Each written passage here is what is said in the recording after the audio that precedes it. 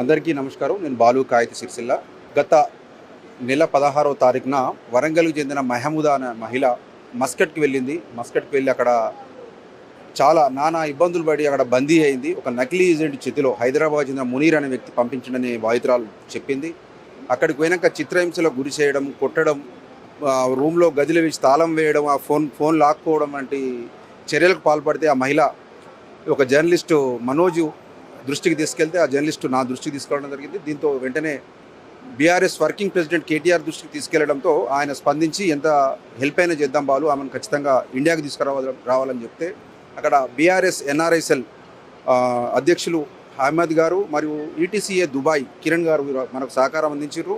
అలాగే జూపల్లి వెంకట్రావు గారు కూడా మనకు పరోక్షంగా ఈ కేసులో సపోర్ట్ చేశారు. కేటీఆర్ గారు మొత్తం ఆ మహిళ దుబాయ్కి అది మస్కట్ నుంచి ఇండియా రావడానికి ఖర్చు పెట్టుకొని తీసుకురావడం జరిగింది. వల్ల ఖచ్చితంగా మీకు విజ్ఞప్తి చేసేది ఏంటంటే టూరిస్ట్ వీసాల మీద వేరే దేశాలకు పని కోసం వెళ్ళకండి. అసలు కంపెనీ వీసా కొంచెం ఒక ప్రభుత్వ ఆమోదిత సంస్థలు వాళ్ళు పంపే దాని మీదనే వెళ్ళండి, కానీ ఇట్లా వెళ్ళి మోసపోయి ఇబ్బందులు పడకండి.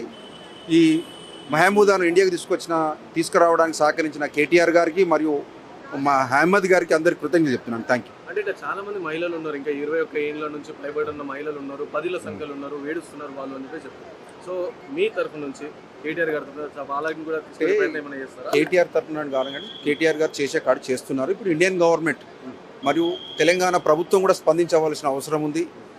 ఒకటే కాదు, చాలా యుఏఈ గల్ఫ్ దేశాల్లో చాలా సుమారుగా ఈ భారతదేశం నుంచి 15 నుంచి ఇప్పుడు ఒక తెలంగాణ నుంచి 15 నుంచి 20 లక్షల మంది ఇప్పుడు వలస వెళ్ళి అక్కడ పనిచేస్తున్నారు.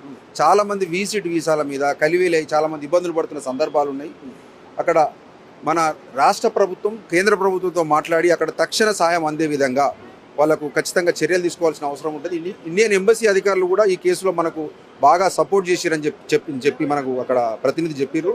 థ్యాంక్ యూ ఇండియన్ ఎంబసీ అధికారులు కూడా ధన్యవాదాలు. కేటీఆర్ అన్న, మీరు ఈరోజు హెల్ప్ చేసి ఇక్కడికి ఈ మహిళను తీసుకురావడం ధన్యవాదాలన్నా. మా సహకారం ఉన్నప్పటికీ కూడా మీరు చాలా ఈ కేసులో మస్కట్తో మాట్లాడి ఎంబసీ అధికారులతో మాట్లాడి ఎప్పటికప్పుడు మానిటరింగ్ చేస్తూ ఇక్కడికి తీసుకురావడం థ్యాంక్ యూ, ధన్యవాదాలు. ఇప్పటికీ ఏం లేదంటే పాప మా మహిళ ఇప్పుడే భయాందోళన ఉంది, ఇప్పుడే వచ్చింది కాబట్టి తర్వాత మేము మాట్లాడతాం. లేదు అంత చర్చించినాక మనం చూద్దాం. ఎందుకంటే ఇప్పుడు అక్కడ పెట్టుకొని మనం లీగల్ టూరిస్ట్ వీసా మీద మనం ఆ దేశ చట్టాలు వాళ్ళకు అనుగుణంగా ఉంటే దాని చట్టాలకు అనుగుణంగా ఉండాలి. మనం అనుకున్నట్లు నడవాయి కాబట్టి చూద్దాం. Thank you.